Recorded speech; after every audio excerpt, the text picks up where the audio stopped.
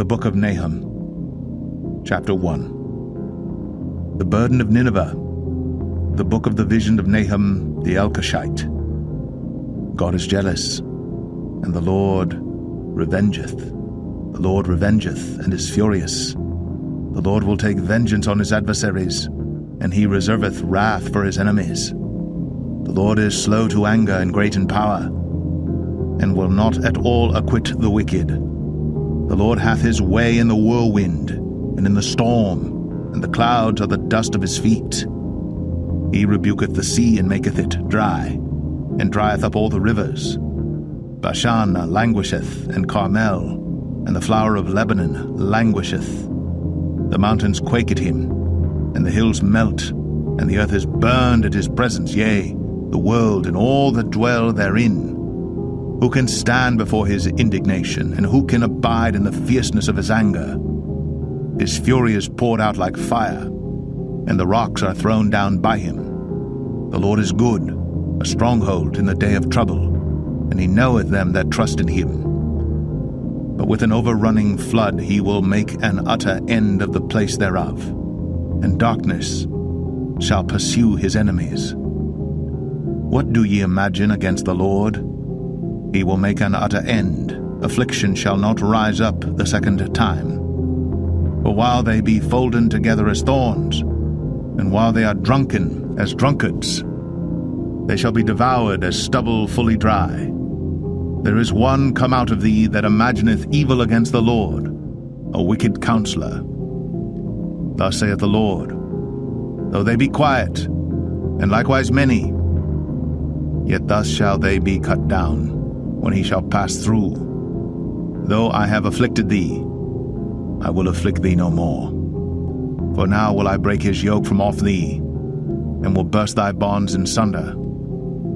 And the Lord hath given a commandment concerning thee, that no more of thy name be sown. Out of the house of thy gods will I cut off the graven image, and the molten image. I will make thy grave, for thou art vile. Behold upon the mountains the feet of him that bringeth good tidings, that publisheth peace. O Judah, keep thy solemn feasts, perform thy vows, for the wicked shall no more pass through thee. He is utterly cut off.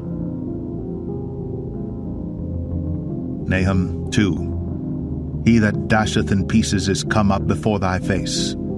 Keep the munition, watch the way, make thy loins strong, fortify thy power mightily. For the Lord hath turned away the excellency of Jacob, as the excellency of Israel. For the emptiers have emptied them out, and marred their vine branches. The shield of his mighty men is made red, the valiant men are in scarlet. The chariot shall be with flaming torches in the day of his preparation, and the fir trees shall be terribly shaken. The chariots shall rage in the streets. They shall justle one against another in the broad ways. They shall seem like torches. They shall run like the lightnings. He shall recount his worthies. They shall stumble in their walk. They shall make haste to the wall thereof, and the defense shall be prepared. The gates of the rivers shall be opened, and the palace shall be dissolved. And Huzzab shall be led away captive. She shall be brought up, and her maids shall lead her as with the voice of doves, tabering upon their breasts. But Nineveh is of old like a pool of water, yet they shall flee away. Stand, stand, shall they cry, but none shall look back. Take ye the spoil of silver, take the spoil of gold, for there is none end of the store and glory out of all the pleasant furniture.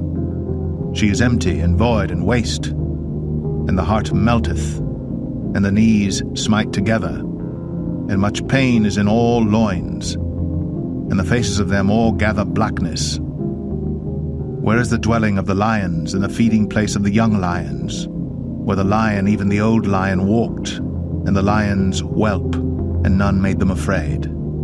The lion did tear in pieces enough for his whelps, and strangled for his lionesses, and filled his holes with prey, and his dens with ravin. Behold, I am against thee, saith the Lord of hosts. and I will burn her chariots in the smoke. And the sword shall devour thy young lions, and I will cut off thy prey from the earth, and the voice of thy messengers shall no more be heard.